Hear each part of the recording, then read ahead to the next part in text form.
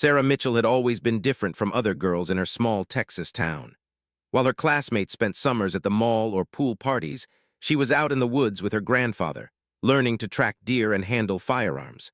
Her grandfather, a World War II veteran, saw something special in the quiet girl with steady hands and sharp eyes.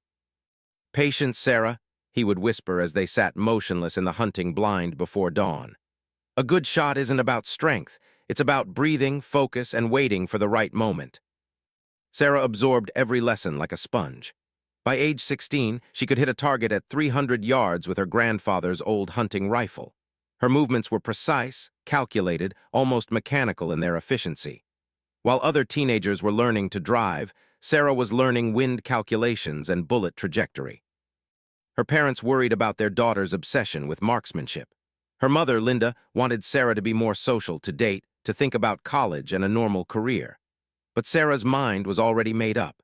She had found her calling in those early morning hunting trips, in the satisfying ping of metal hitting target, in the peaceful focus that came with perfect aim. The day after her 18th birthday, Sarah walked into the military recruitment office in downtown Houston. The recruiter, Sergeant Johnson, looked up from his paperwork to see a slight blonde girl with serious blue eyes standing at attention. "Can I help you, miss?" he asked, assuming she was looking for information about military benefits for a boyfriend or family member. "I want to enlist," Sarah said simply. "Infantry." Sergeant Johnson almost choked on his coffee. In 2003, women weren't allowed in combat roles. The military had strict policies keeping female soldiers away from direct combat positions. He explained this gently, suggesting she consider military police, communications, or medical corps. Sarah's jaw tightened. "I understand the current policies, Sergeant, but I believe they'll change. When they do, I want to be ready." Something in her tone made Sergeant Johnson look more carefully at the young woman before him. There was a quiet confidence in her posture, a steadiness in her gaze that reminded him of his best soldiers. He spent the next hour explaining the limited options available to women in the military, but Sarah was undeterred. She enlisted as a military police officer, knowing it was the closest she could get to combat training. During basic training at Fort Leonard Wood, Sarah quickly distinguished herself. While other recruits struggled with the physical demands, she excelled. Her shooting scores were consistently perfect, her tactical awareness sharp, and her calm under pressure remarkable. Drill Sergeant Martinez noticed Sarah's potential immediately. During weapons training, she would finish her own exercises and then quietly help struggling recruits with their form and breathing techniques. She never showed off or drew attention to herself, but her skill was undeniable. "Mitchell," Sergeant Martinez called out one afternoon after a particularly challenging marksmanship exercise. "Stay behind." Sarah's heart raced, wondering if she had done something wrong. Instead, Martinez handed her a different rifle, one used by the base's Special Forces training unit. "Show me what you can do with this," he said, pointing to targets set at increasingly distant ranges. Without hesitation, Sarah assumed position, controlled her breathing, and began firing. Each shot found its mark with mechanical precision. At 600 yards, a distance that challenged even experienced snipers, her shots consistently hit center mass. Martinez watched in stunned silence. In 20 years of military service, he had rarely seen such natural ability, but he also knew the harsh reality of military policy. No matter how skilled Sarah was, the doors she wanted to walk through were firmly locked to women. After basic training, Sarah was assigned to Fort Bragg in North Carolina, home to some of the military's most elite units. As an MP, she worked base security and convoy protection. It wasn't the combat role she craved, but it gave her opportunities to observe and learn from special operations soldiers. During her off-duty hours, Sarah spent time at the base shooting range, continuously honing her skills. She studied ballistics manuals, learned about different sniper systems, and absorbed every piece of information she could find about long-range precision shooting. Other soldiers began to notice the quiet MP who could outshoot most of the base's marksmen. Word of Sarah's exceptional abilities eventually reached Captain Williams, who oversaw advanced marksmanship training for special operations candidates. One evening, he approached her at the range. "I've been watching you shoot, Mitchell," he said. "Mind if I ask where you learned?" Sarah explained her background, her training with her grandfather, and her aspirations for combat roles. Captain Williams listened thoughtfully. He had served multiple tours in Iraq and Afghanistan and understood the value of exceptional marksmen. The idea that such talent was being wasted due to policy restrictions frustrated him. "The regulations are changing slowly," he told her. "Combat roles for women are being discussed at the highest levels. When those doors open, you need to be ready to walk through them." Captain Williams began informally mentoring Sarah, providing her access to advanced training materials and occasionally allowing her to observe special operations training exercises. She learned about team tactics, communication protocols, and the psychological demands of combat shooting. But Sarah wanted more than observation. She wanted to prove herself in actual trials and selection processes. The problem was that women weren't allowed to even attempt most special operations training programs. It was a frustrating catch-22. She couldn't prove herself capable because she wasn't allowed to try. Years passed at Fort Bragg. Sarah earned promotion to sergeant and gained a reputation as one of the most skilled marksmen on base, regardless of gender. But she felt stagnant, trapped by policies that prevented her from pursuing her true calling. She watched male soldiers with less natural ability advance to special operations units while she remained in a support role. The wars in Iraq and Afghanistan were intensifying, and the military was quietly beginning to reassess its policies regarding women in combat. Female soldiers were already serving in dangerous roles, often finding themselves in combat situations despite official restrictions. The artificial barriers were becoming increasingly difficult to maintain. Sarah followed these policy discussions closely, writing letters to her representatives and staying informed about every development. She knew that change was coming, but she also knew she needed to be prepared when it arrived. Her window of opportunity might be brief, and she couldn't afford to waste it. In 2010, after 7 years of military service, Sarah learned about a new pilot program that would allow select female soldiers to attempt certain special operations training courses. It wasn't full integration, but it was a crack in the door she had been waiting for. The program was limited, competitive, and most attempts were expected to fail. But for Sarah, it represented the chance she had been preparing for her entire adult life. The application process was rigorous, requiring endorsements from commanding officers and exceptional performance records. Sarah's file was impressive: perfect shooting scores, commendations for performance under pressure, and glowing recommendations from every superior she had served under. But she also knew that being allowed to attempt the training was just the first hurdle. The real test would be proving she belonged among the military's elite warriors. Sarah's acceptance into the pilot program came with a stark warning from Colonel Henderson, who oversaw special operations training at Fort Bragg. He called her into his office on a gray November morning, her acceptance letter sitting on his desk between them. "Sergeant Mitchell," he began, his tone formal and cautious, "I want to be absolutely clear about what you're volunteering for. This isn't a public relations exercise. The standards will not be lowered, accommodations will not be made, and failure rates are extremely high even for our most experienced male candidates." Sarah sat straight in her chair, her hands clasped behind her back. "I understand, sir. I'm not asking for special treatment." Colonel Henderson studied her for a long moment. He had reviewed her file extensively and was impressed by her qualifications, but he also understood the political minefield this pilot program represented. If the female candidates succeeded, it would accelerate changes to military policy. If they failed spectacularly, it could set back integration efforts for years. "The first course you'll attempt is the Advanced Marksmanship Program," he continued. "It's designed to identify potential sniper candidates. The washout rate is 60% for qualified male soldiers. Most participants have years of combat experience that you lack." Sarah nodded. "I'm prepared for that, sir." The Advanced Marksmanship Program began 3 weeks later. Sarah arrived at the training facility before dawn, joining 23 male soldiers from various special operations units. Many had multiple combat deployments and reputations as exceptional marksmen. She was the only woman and the only participant without combat experience. The other candidates' reactions to her presence ranged from curious to skeptical to openly hostile. Sergeant First Class Rodriguez, a veteran of 3 tours in Afghanistan, made his feelings clear during the first equipment inspection. "This is a waste of everyone's time," he muttered to his teammates, loud enough for Sarah to hear. She'll be gone by the end of the week. Master Sergeant Thompson, the lead instructor, was a legendary figure in special operations circles. A former Delta Force sniper with confirmed kills spanning 2 decades of service, he commanded immediate respect from everyone in the program. His weather-beaten face and calculating eyes had seen more combat than most soldiers could imagine. "Ladies and gentlemen," Thompson addressed the group on the first morning, his voice carrying across the range. "You're here because someone thinks you might have what it takes to be a precision marksman in special operations. Most of you are wrong. This course will find your weaknesses and exploit them. Some of you will quit. Others will be asked to leave. A few might graduate."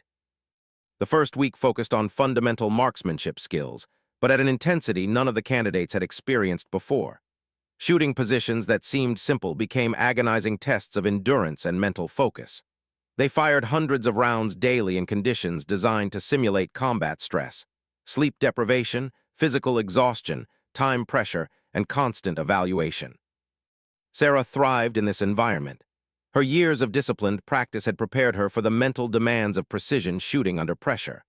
While other candidates struggled with fatigue-induced tremors or concentration lapses, her shots remained consistently accurate. The technical aspects of the training played to her strengths. Ballistics calculations that confused experienced soldiers came naturally to her. She had spent years studying these principles during her off-duty hours, turning theory into instinctive knowledge. When instructors called out wind speeds and distances, Sarah's adjustments were quick and precise. But the course demanded more than shooting ability. Physical fitness standards were brutal, designed to simulate the demands of carrying heavy equipment across difficult terrain. Sarah's smaller frame became a liability during equipment carries and obstacle courses. She struggled to keep pace with larger, stronger candidates during forced marches with 100-pound packs. "Mitchell's holding us back," complained Staff Sergeant Barnes after a particularly difficult team exercise. "My grandmother could move faster than that." Sarah absorbed the criticism silently, pushing herself harder during individual training sessions. She spent evenings in the base gym, building strength and endurance. Her shooting scores remained perfect, but her physical performance was marginal at best. The psychological pressure intensified as the course progressed. Instructors used stress techniques designed to break concentration and test mental resilience. They shouted contradictory commands, created artificial emergencies, and subjected candidates to extreme time pressure during critical shots. Sarah's calm demeanor served her well during these exercises. Years of hunting with her grandfather had taught her to maintain focus despite distractions. While other candidates became flustered or angry under pressure, she remained centered and methodical in her approach. Master Sergeant Thompson took notice of her composure. During a particularly challenging exercise where candidates had to engage multiple targets while under simulated enemy fire, Sarah's performance was flawless. Her breathing remained controlled, her movements efficient, and her shots precise despite the chaos around her. "Interesting," Thompson murmured to his assistant instructor. "She doesn't rattle." 3 weeks into the course, the first major elimination occurred. 5 candidates were dismissed for failing to meet minimum standards. Sarah watched them pack their gear with mixed emotions. She was relieved to advance, but the departures served as a stark reminder of how precarious her position remained. The remaining candidates moved into advanced training modules focusing on long-range precision shooting. Distances increased to 800, then 1,000 yards. Environmental factors became more complex, with instructors introducing crosswinds, temperature variations, and atmospheric pressure changes that required sophisticated calculations.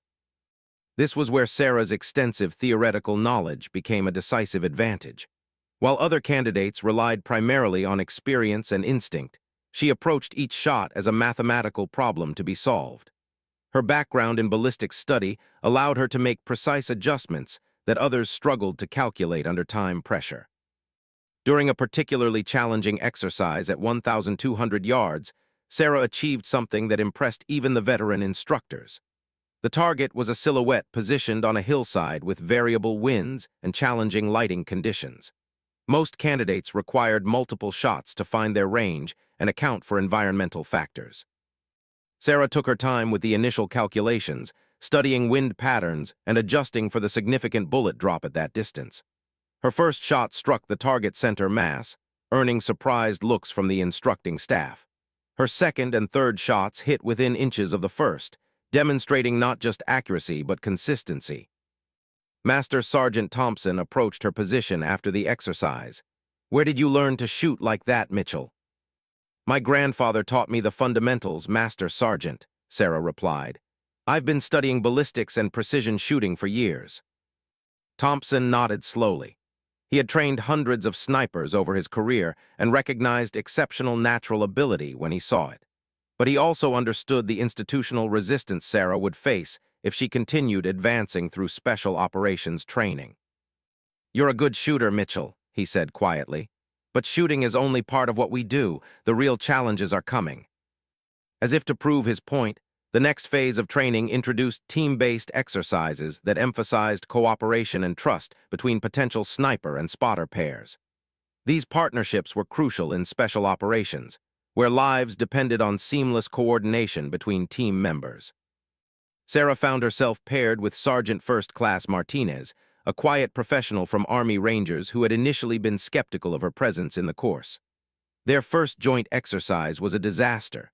Communication broke down, timing was off, and their performance was among the worst in the class. "This isn't working," Martinez told the instructors bluntly. "We're not compatible as a team." The criticism stung, but Sarah recognized its validity. Her individual skills were strong, but she lacked experience working in the high-pressure partnerships that defined special operations. She had trained alone for so long that adapting to team dynamics proved more difficult than expected. Over the following days, Sarah and Martinez worked to build the trust and communication necessary for effective partnership. Slowly, their performance improved as they learned each other's rhythms and communication styles. Sarah's technical knowledge complemented Martinez's combat experience, creating a balanced team dynamic. The fifth week brought the course's most challenging test, a comprehensive field exercise that combined all elements of sniper training in a realistic scenario. Teams would spend 72 hours in the field, moving to designated positions while avoiding detection, then engaging targets at unknown distances under time pressure. Equipment loads were substantial, including ghillie suits, spotting scopes, communications gear, and enough supplies for 3 days of independent operation. The physical demands would test every candidate's endurance and determination. Sarah struggled during the initial movement phase, her smaller frame making the heavy equipment load particularly challenging. But her determination and technical skills kept her team competitive. When they reached their first firing position, her precise shooting and accurate range calculations allowed them to engage targets successfully despite difficult conditions. The exercise continued for 3 grueling days, testing not just marksmanship but leadership, problem-solving, and mental resilience. Several candidates dropped out due to exhaustion or injury. Others made critical errors that resulted in their elimination from the course.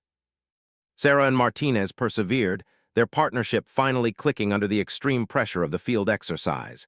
They successfully engaged all assigned targets and completed their mission objectives, though not without struggle. Sarah's physical limitations remained evident, but her technical excellence and mental toughness impressed the evaluation team.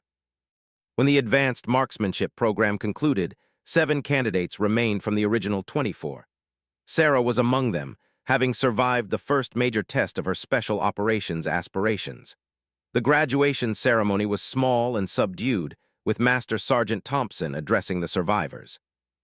"You've proven you have the basic skills necessary for precision marksmanship in special operations," he said. "But this was just the beginning. The next level of training will test everything you think you know about yourselves and your limits." Sarah received her completion certificate with pride, but she also understood Thompson's warning. The advanced marksmanship program had been challenging, but it was designed as a screening course. The real tests lay ahead in specialized sniper training and eventual selection for elite units. Colonel Henderson called her back to his office the day after graduation. His expression was unreadable as he reviewed her performance evaluations. "Your shooting scores were exemplary, Sergeant Mitchell," he said. "Among the best we've ever recorded, but there are concerns about your physical capabilities and team integration skills." Sarah sat silently, waiting for his decision. "I'm recommending you for the next phase of training," Henderson continued. But understand that the standards will be even higher and the political pressure surrounding your participation will intensify. Are you prepared for that level of scrutiny? Yes, sir, Sarah replied without hesitation. As she left Henderson's office, Sarah felt a mixture of satisfaction and apprehension. She had proven herself capable of competing with elite soldiers, but she also recognized that her journey was just beginning.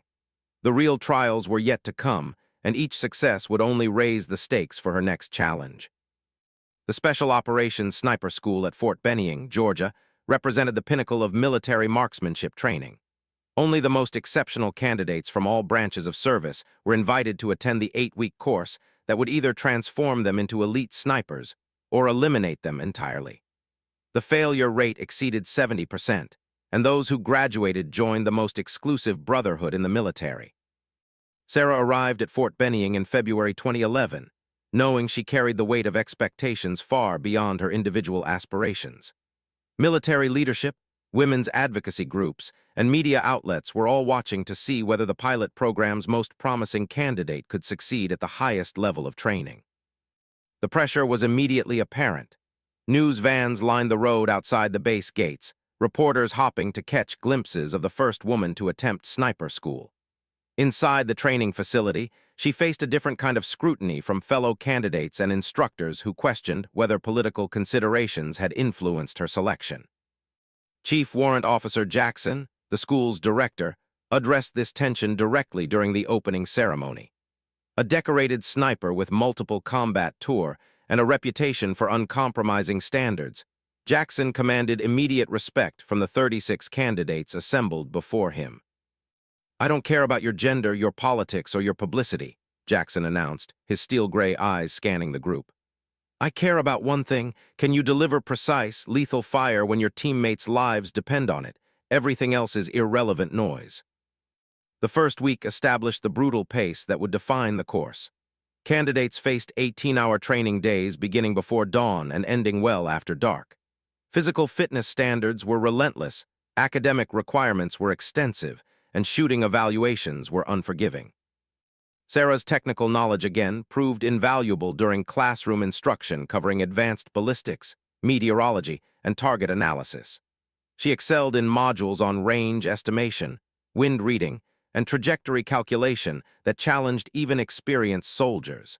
Her years of independent study had prepared her for the theoretical complexity of professional sniper work. But the course demanded more than academic excellence. Physical requirements included carrying 150-pound equipment loads across difficult terrain, constructing concealed positions under time pressure, and maintaining alertness during extended surveillance missions. Sarah struggled with these demands more than most candidates. During a particularly challenging exercise requiring candidates to low-crawl 300 yards through thick underbrush while carrying full equipment, Sarah fell significantly behind the group. Staff Sergeant Hayes, one of the instructors, made his frustration clear. "Mitchell, you're holding up the entire exercise," he barked. "This isn't a nature hike. In combat, slow movement gets people killed." Sarah gritted her teeth and continued forward, ignoring the burning pain in her shoulders from the heavy pack straps. She understood Hayes's criticism but refused to quit. Her grandfather's voice echoed in her memory. "Patience, Sarah. Wait for the right moment." The academic portion of the course intensified as candidates studied target identification, range cards, and mission planning procedures. Sarah's analytical mind thrived in this environment, earning perfect scores on written examinations and practical exercises. She could calculate complex ballistics problems faster than most instructors and demonstrated exceptional skill in reading environmental conditions. Her shooting performance remained flawless across all distance ranges and conditions. Whether engaging targets at 600 yards in crosswinds or making precision shots at over a mile in variable lighting, Sarah's accuracy was consistently superior to her peers. Instructors began using her technique as an example for other candidates. Master Sergeant Collins, the lead marksmanship instructor, pulled Sarah aside after a particularly impressive shooting demonstration. "You've got the best natural shooting ability I've seen in 20 years of running this course," he admitted. "But shooting is maybe 30% of what we do. The other 70% is where you're struggling." Sarah nodded, understanding his assessment. While her marksmanship was exceptional, her performance in fieldcraft, physical challenges, and team exercises remained marginal. She was excelling in her strengths, but barely meeting minimum standards in other areas. The fourth week introduced stalking exercises designed to test candidates' ability to move undetected across open terrain. These missions required exceptional patience, careful planning, and physical endurance, as candidates spent hours crawling through grass and brush to reach firing positions without being spotted by instructors equipped with binoculars and thermal imaging equipment. Sarah's smaller size became an unexpected advantage during these exercises. While larger candidates struggled to remain concealed in sparse vegetation, she could disappear into terrain that offered minimal cover. Her patient temperament, developed during years of hunting, allowed her to move slowly and deliberately when others rushed and exposed themselves. During one stalking exercise, Sarah successfully approached within 200 yards of an instructor position that had detected and eliminated 12 other candidates. Her movement was so subtle and well-concealed that the evaluation team initially questioned whether she was still advancing or had given up entirely. "Where the hell did she come from?" muttered Sergeant Major Williams when Sarah finally revealed herself at the designated firing position. She had approached completely undetected despite crossing nearly a mile of challenging terrain under intense observation. The shooting portion of the stalking exercise confirmed what instructors already knew about Sarah's abilities. Despite the physical stress of the approach and time pressure of the engagement, her shot placement was perfect.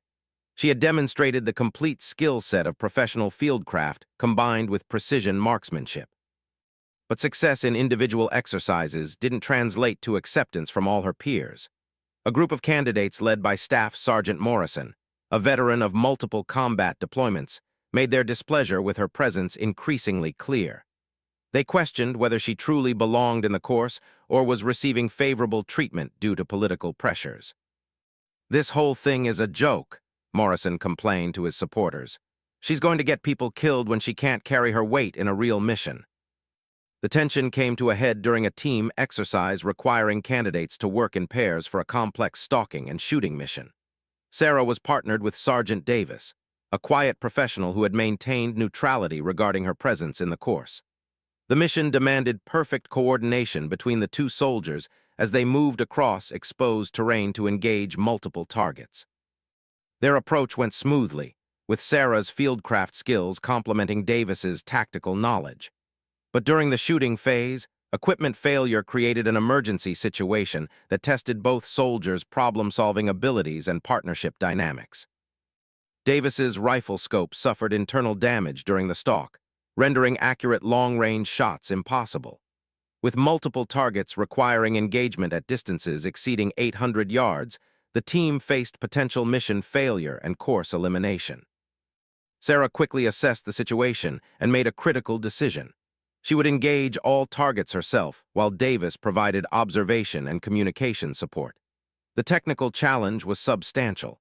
Multiple targets at varying distances requiring rapid engagement with minimal time for detailed calculations. Working methodically but quickly, Sarah engaged each target with precision despite the pressure.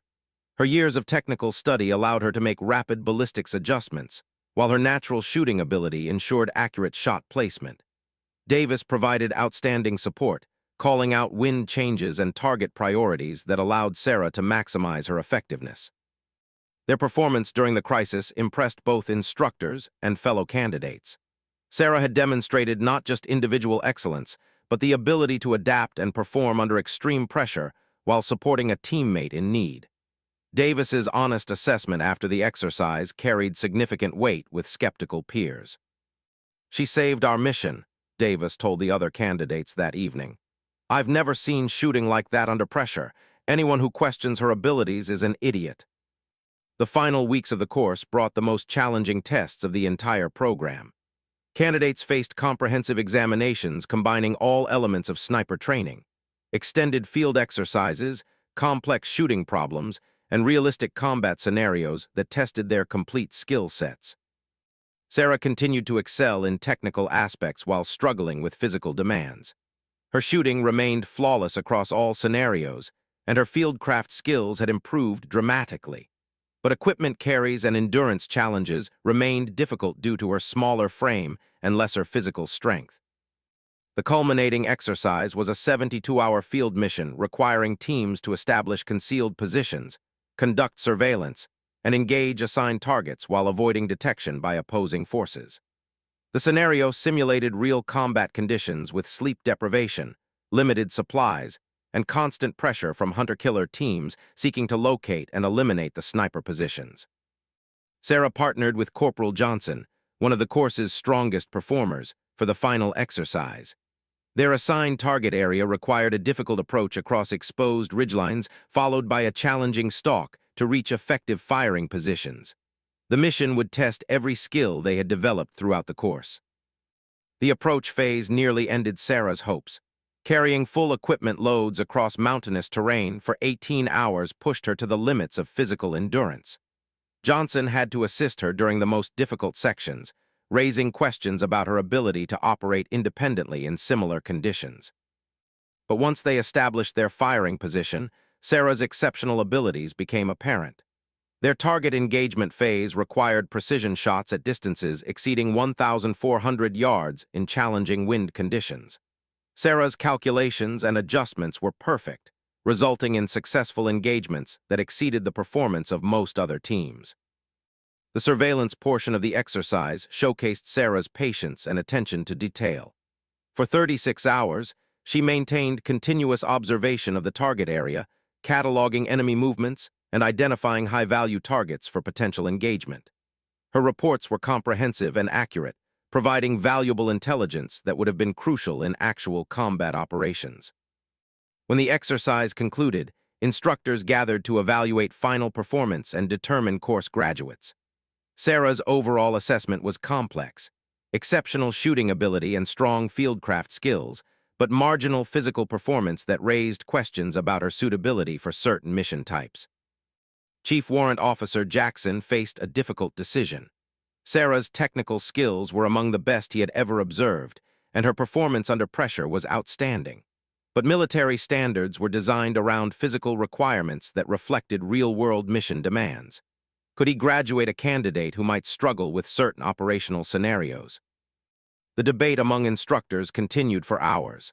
Some argued that Sarah's exceptional marksmanship abilities outweighed her physical limitations. Others maintained that graduated snipers must meet all standards without exception.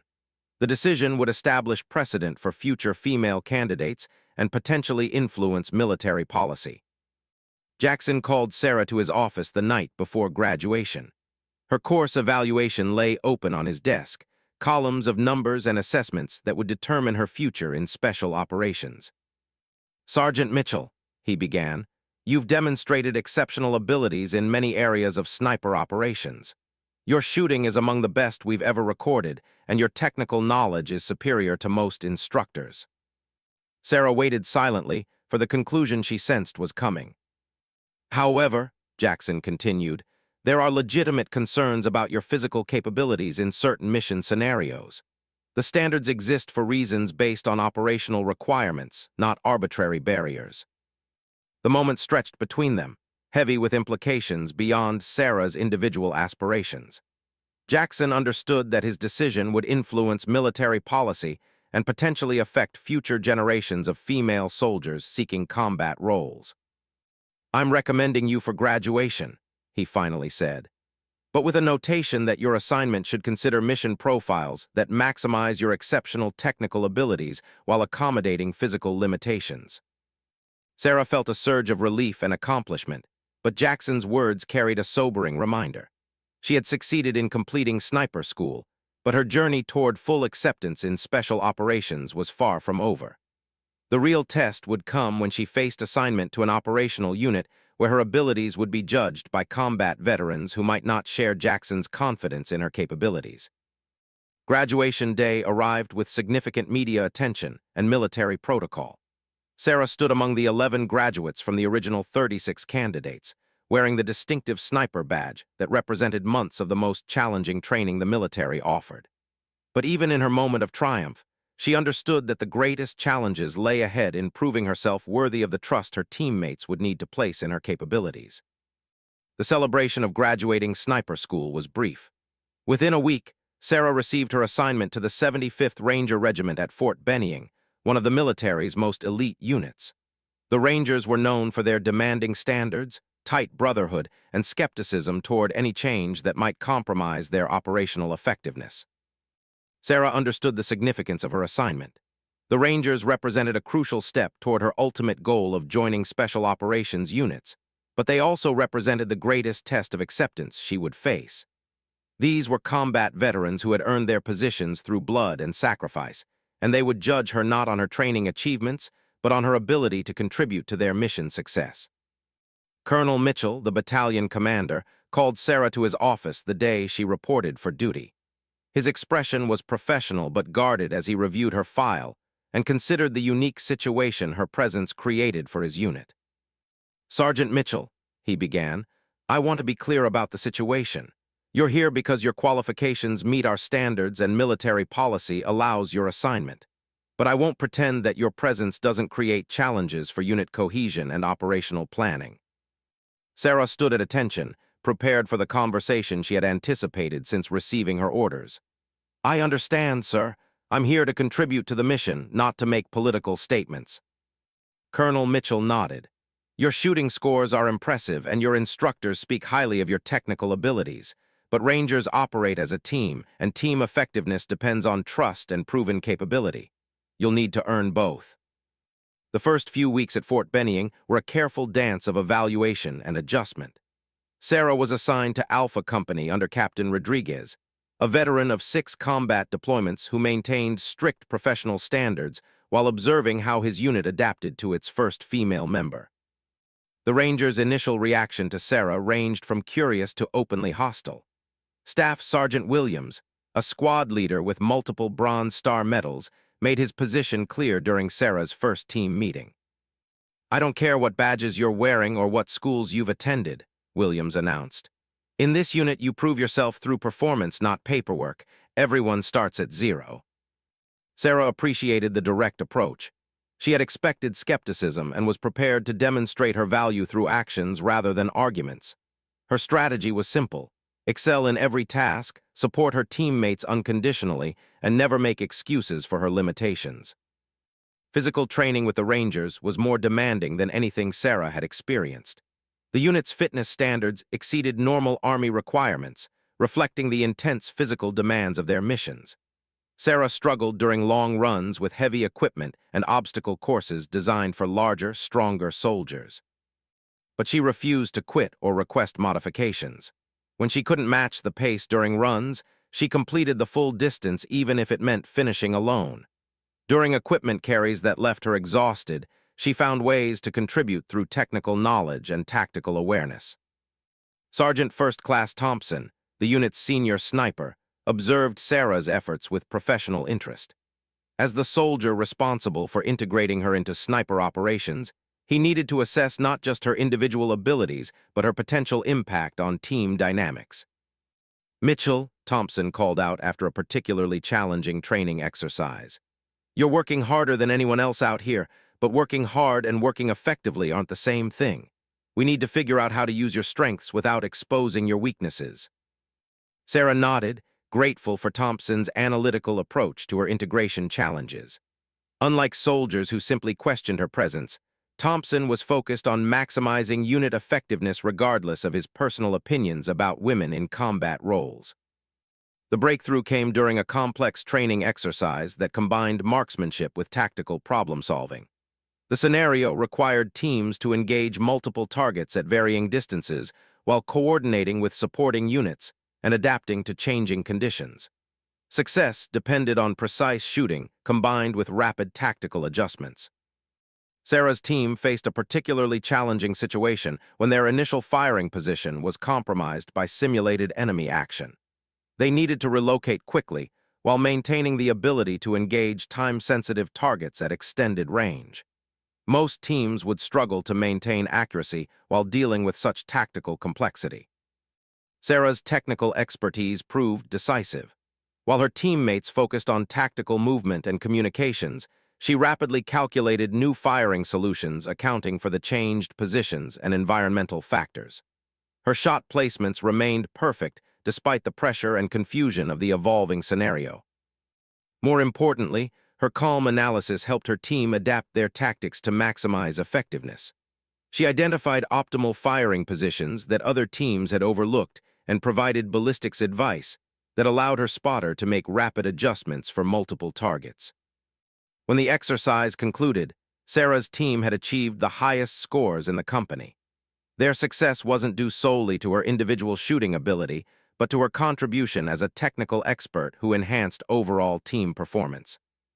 Captain Rodriguez gathered the company after the exercise to review performance and identify lessons learned. His comments about Sarah's contribution were measured but significant. Mitchell's technical knowledge proved valuable during complex engagements, he noted. Her ability to provide accurate firing solutions under pressure enhanced team effectiveness in ways that exceeded individual marksmanship. The assessment represented progress, but Sarah understood that acceptance would require more than successful training exercises. The Rangers were preparing for deployment to Afghanistan, where her performance would be judged against life-and-death standards rather than training objectives. Deployment preparations intensified over the following weeks. Sarah participated in all pre-deployment training, while unit leadership debated her role in actual combat operations. Military policy still restricted women from certain combat assignments, creating legal and practical complications for her participation in Ranger missions. The restriction frustrated Sarah, but she understood the institutional pressures her commanders faced. They needed to balance military effectiveness with policy compliance while managing the political attention her presence attracted. Every decision regarding her assignment would be scrutinized by military leadership and media observers. Staff Sergeant Williams approached Sarah during a training break to discuss the deployment situation. His attitude toward her had evolved from hostile skepticism to grudging respect based on her consistent performance and professional behavior. "Mitchell," he said, "you've proven you can shoot and you don't quit when things get difficult. But deployment is different from training. People die when teams don't function perfectly, and we need to know you can carry your weight in every situation." Sarah understood his concern.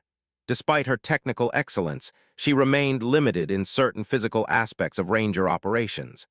Her teammates needed confidence that she wouldn't become a liability during the most demanding missions. The solution came from an unexpected source. Colonel Mitchell received orders from higher headquarters that would fundamentally change Sarah's military career and address the policy complications surrounding her deployment with the Rangers. The message was brief but significant. Sarah was being reassigned to a joint special operations unit operating under different command structures and policy authorities. The unit was specifically authorized to employ female soldiers in combat roles as part of a classified program testing integration policies. Colonel Mitchell called Sarah to his office to discuss the new assignment. His expression mixed relief with professional concern about losing a capable soldier to another command. "Sergeant Mitchell," he said, "you're being transferred to a unit where your skills will be fully utilized without the policy restrictions that limit your role here. It's an opportunity to prove yourself at the highest levels of special operations." Sarah felt a mixture of excitement and apprehension. The new assignment represented the chance she had been seeking to operate without artificial limitations, but it also meant leaving the familiarity of the Rangers for an unknown command structure and mission profile. "The unit you're joining has a unique mission set that requires exceptional marksmanship combined with specialized skills," Colonel Mitchell continued. "I believe your abilities are well suited to their requirements, but understand that the standards and expectations will be even higher than what you've experienced here." As Sarah prepared for her transfer, she reflected on her time with the Rangers. She had earned a measure of respect through consistent performance and professional behavior, but she hadn't achieved the complete acceptance she sought. The Rangers remained skeptical about women in combat roles, and her physical limitations continued to raise concerns about operational effectiveness. Staff Sergeant Williams offered his final assessment as Sarah packed her equipment for transfer. "You're a good soldier, Mitchell," he said. "Better than most at the technical aspects of what we do. Whether you can handle the complete job remains to be seen, but you've earned the chance to prove it." The comment reflected the complex reality of Sarah's situation. She had demonstrated exceptional abilities in specific areas while struggling with others. Her new assignment would provide opportunities to maximize her strengths, but it would also expose her to even higher standards and expectations. Captain Rodriguez provided Sarah's final evaluation report with comments that would follow her to the new assignment. His assessment was professional and balanced, highlighting her technical excellence while noting physical limitations and the ongoing questions about integration of women into combat roles. Sergeant Mitchell possesses exceptional marksmanship abilities and strong technical knowledge, Rodriguez wrote. Her performance under pressure is outstanding, and she demonstrates the mental toughness necessary for special operations. Physical capabilities remain a concern for certain mission profiles, but her specialized skills make her a valuable asset when properly employed. As Sarah departed Fort Benning, she carried with her the mixed legacy of her time with the Rangers. She had proven herself capable of competing with elite soldiers while acknowledging that complete acceptance remained elusive. Her new assignment promised opportunities to operate without artificial restrictions, but it also represented the ultimate test of her abilities and determination. The transfer orders directed her to report to a classified facility where she would join a unit known only by its designation, Joint Special Operations Task Force. The mission details were classified, but the unit's reputation for accepting only the most exceptional soldiers was well known throughout the special operations community. Sarah understood that this new assignment represented both the culmination of her military journey and its most challenging chapter. She would finally have the opportunity to prove herself in unrestricted combat operations, but she would also face standards and expectations that would test every aspect of her training and character. The long drive from Fort Benning to her new duty station gave Sarah time to reflect on the path that had brought her to this moment. From a young girl learning to shoot with her grandfather to a combat-qualified sniper heading toward classified operations, she had overcome obstacles that would have stopped most people. But she also understood that the greatest challenges lay ahead. Her new unit would judge her not on her groundbreaking achievements or political significance, but solely on her ability to contribute to mission success in the most demanding operational environment the military could offer. The classified facility outside Washington, D.C., looked unremarkable from the outside, a collection of low buildings surrounded by high fences and security checkpoints. But Sarah knew she was entering one of the military's most secretive environments, where America's most elite warriors planned and trained for operations that would never appear in public records. Joint Special Operations Task Force operated under authorities that bypassed normal military policies, including restrictions on women in combat roles. The unit drew personnel from all branches of service and allied nations, creating teams optimized for specific mission requirements rather than traditional organizational structures. Sarah reported to the operations building at 600, carrying orders that provided minimal information about her assignment. The security process was extensive, requiring multiple clearance verifications and biometric confirmations before she was escorted to a conference room where her new commander waited. Commander Jake Harrison was a Navy SEAL with a reputation that preceded him throughout the special operations community. A veteran of more high-risk missions than most operators would see in entire careers, Harrison commanded respect through demonstrated competence rather than rank or rhetoric. His weathered face and calculating eyes suggested a man who had seen too much combat to waste time on anything non-essential. "Sergeant Mitchell," Harrison began, reviewing her file as she stood at attention. "Your reputation for exceptional marksmanship has reached this unit, along with questions about your suitability for certain operational requirements." Sarah remained silent, understanding that Harrison was assessing her just as critically as every other commander she had encountered. But something in his demeanor suggested a different approach than she had experienced with previous leadership. "I've reviewed your training records, performance evaluations, and the reports from your time with the Rangers," Harrison continued. "Your technical abilities are impressive, but I'm more interested in your performance under actual pressure than your training scores." Harrison stood and walked to a wall display showing photographs of team members killed in action. The faces represented the ultimate cost of special operations, and the reminder was sobering for everyone who entered the room. "This unit exists to undertake missions that conventional forces cannot accomplish," he said. "Success requires exceptional individual abilities combined with perfect team coordination. Failure costs lives, and there are no participation trophies in this business. Sarah understood the message. Harrison was establishing that her assignment to his unit didn't guarantee acceptance or success. She would need to prove herself against the highest possible standards while working with operators who had already demonstrated their capabilities in the most demanding circumstances. "Your first assignment will be as a designated marksman with Team 7, Harrison announced. "They're preparing for a classified operation that requires precision shooting capabilities at extended range. The team leader has operational authority over your employment and will evaluate your performance." Team 7 was led by Master Sergeant David Chen, a Special Forces veteran with multiple tours across different theaters of operation. Chen's reputation for tactical excellence was matched by his skepticism toward any change that might compromise mission effectiveness. He had specifically requested that any new team member prove themselves through performance rather than credentials. Sarah's introduction to Team 7 took place in a secure briefing room where the team was planning their upcoming mission.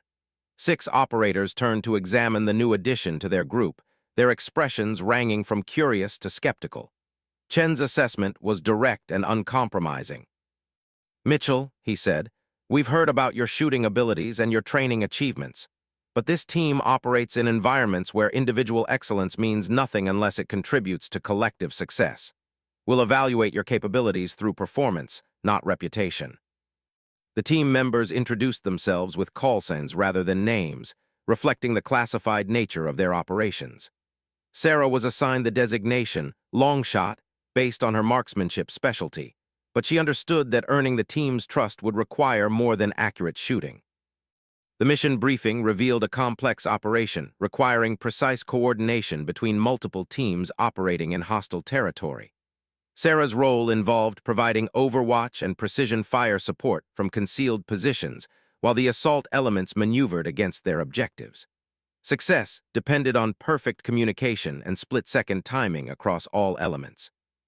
Training for the mission began immediately, with scenarios designed to test not just individual abilities, but team integration under stress. Sarah found herself working more closely with her new teammates than ever before, learning their communication styles, movement patterns, and tactical preferences. The team's initial skepticism toward Sarah was based on practical concerns rather than gender bias. They needed confidence that every team member could perform their assigned role without becoming a liability during critical moments. Her technical abilities were impressive, but special operations demanded more than individual excellence.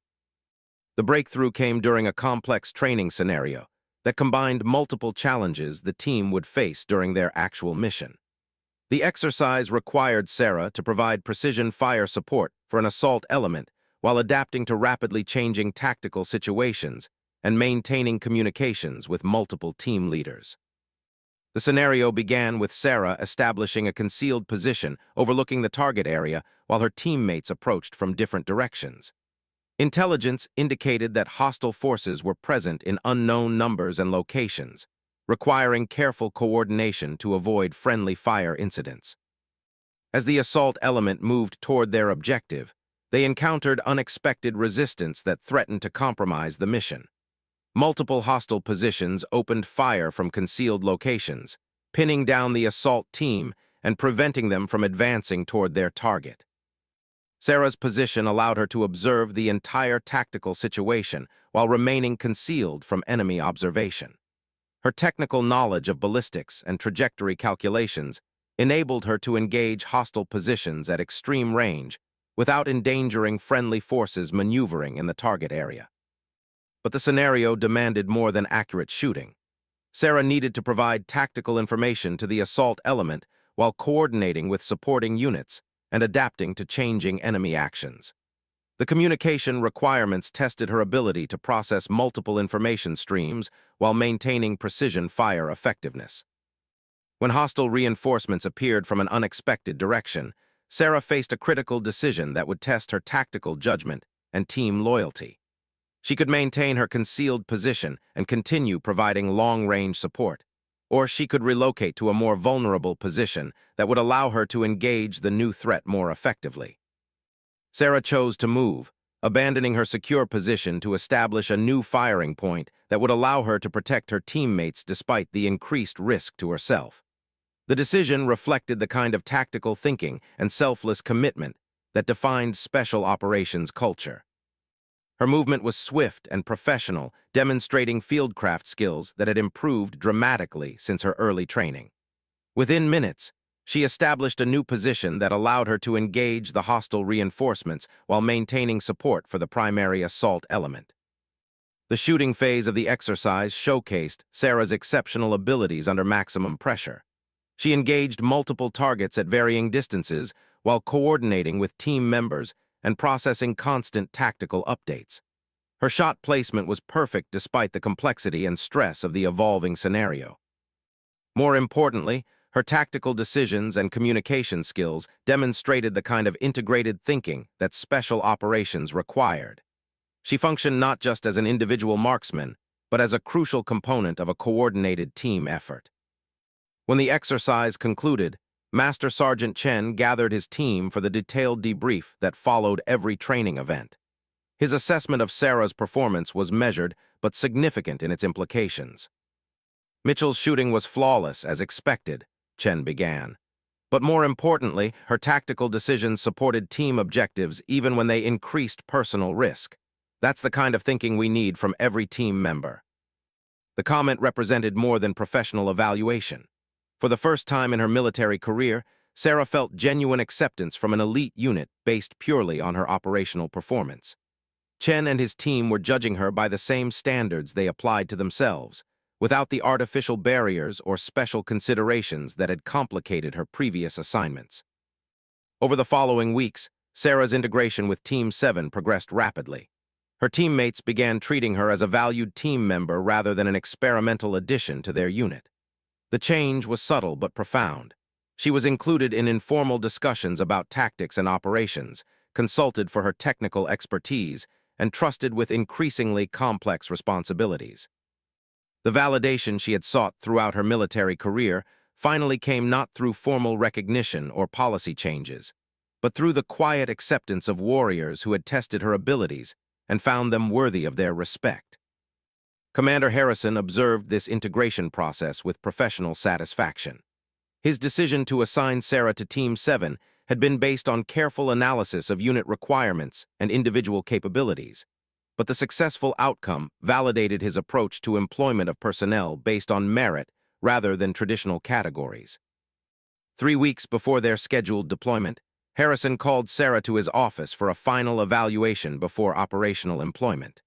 His assessment would determine whether she deployed with Team 7 or remained in training status until further capabilities could be developed. "Sergeant Mitchell," Harrison began, "Master Sergeant Chen reports that your integration with Team 7 has exceeded expectations. Your performance during training exercises demonstrates the technical excellence and tactical judgment necessary for operational employment." Sarah waited for the conclusion that would determine her future in special operations. "However," Harrison continued, "operational employment brings risks and responsibilities that training cannot fully simulate. Your teammates will depend on your capabilities in life-and-death situations where failure is not acceptable." The moment stretched between them as Harrison made his final assessment. Sarah understood that his decision would not only affect her individual career, but potentially influence military policy regarding women in special operations for years to come. Harrison leaned back in his chair, studying Sarah with the calculating gaze that had evaluated countless operators over his career. Finally, he spoke the 3 words that would change everything for Sarah and potentially for the military's approach to women in combat roles. "Let her try." The words were simple, but their implications were profound. Harrison was authorizing Sarah's deployment with Team 7 for operational missions, making her one of the first women to serve in unrestricted combat roles with America's most elite warriors. "Your deployment with Team 7 is approved," Harrison continued. "You'll operate under the same authorities and responsibilities as any other team member, with full integration into all mission profiles." Sarah felt a surge of accomplishment and apprehension. After years of training, evaluation, and gradual acceptance, she had finally achieved her goal of unrestricted operational employment in special operations. But she also understood that success in actual combat would be the ultimate test of her abilities and preparation. The three words Harrison had spoken represented more than individual opportunity. They reflected a fundamental shift in military thinking about capability-based assignments rather than category-based restrictions. Sarah's success or failure would influence policy decisions affecting future generations of female soldiers seeking combat roles. Master Sergeant Chen later explained Harrison's decision process to Team 7. "The commander doesn't care about politics or publicity," Chen said. "He cares about mission success and the safety of his operators. His decision means he believes Mitchell will contribute to both objectives." As Team 7 prepared for their classified deployment, Sarah reflected on the journey that had brought her to this moment.